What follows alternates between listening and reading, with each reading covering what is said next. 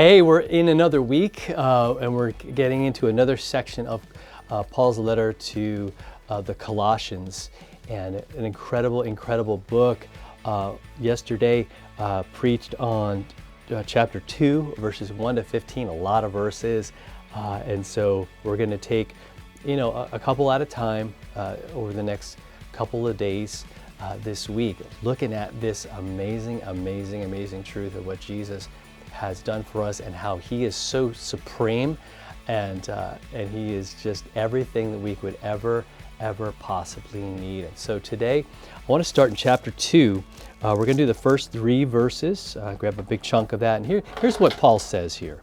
And we're going to talk about his struggle. He's going to share, right? The struggle is real, you might say.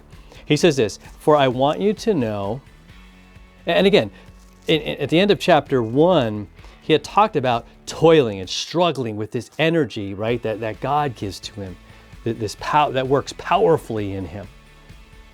He goes, for I want you to know how great a struggle I have for you, and for those at Laodicea, and for all who have not seen me face to face, that their hearts may be encouraged, being knit together in love, to reach all the riches of full assurance of understanding and the knowledge of God's mystery, which is Christ, in whom are hidden all the treasures of wisdom and knowledge. I say this in order that no one may delude you with plausible arguments. All right, so I think I went a little bit further, but there's a lot there. But what I want to talk about here is kind of Paul's heart. Now, he hadn't met a lot of these people. There's only a couple of people that Paul had actually seen face to face, and but he still has this concern for them, and he struggles. He's in jail for the sake of this gospel and this mission, and he's letting them know like his commitment to them, and what he hopes will happen for them.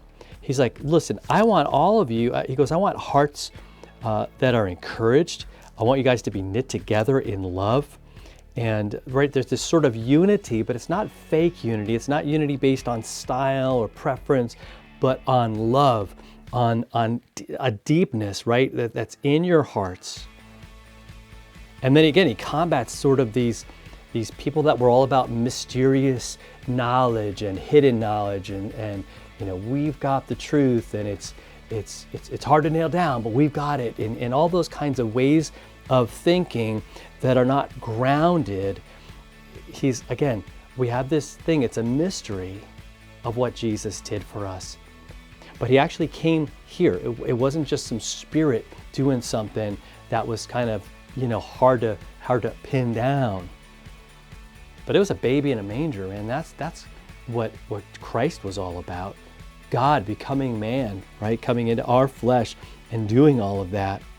And so Paul's saying, like, for the people of faith, I want you guys to be together in this. I want your hearts to be together. And I want you to know that in Jesus, like freely given, freely preached for you, this is the truth. It's right in front of you. It's all there. You can have an understanding of this knowledge, of this mystery. Because it's just all about Christ. It's all about Christ. In other words, it's a mystery in that I'll never sort of be able to grasp it all. But that's part of the point of it. Is that it just goes beyond and goes like kind of almost opposite to how we normally think. Right? We normally think you do good things and then you get rewarded. But the reality is that our good stuff doesn't really even deserve anything, because it's tainted with horrible, selfish motives, because maybe I want to get a reward. Do you see how it works? But God just loves us because he loves us. He loves us even though we fail, even though we have sinned, even though we have fallen short of his glory, and we often ignore him and all those other things. He still loves us, still forgives us, and again, sends us people like Paul and other pastors and other teachers and parents and grandparents and others who tell us about Jesus and are committed to that, and even go through the struggle to bring that in so that we would be together on board with this and love each other and care for each other and seek to lift each other up so that we could all have this joy and all have this, as he says, the riches of full assurance. How awesome is that? To know Christ, man, that's the ultimate. So that's what I hope happens, that we know Jesus, that we know what he's done and who he is for us every single day. All right, you have a great rest of your week. Again, we're going to do a couple more verses tomorrow, and we'll see you then.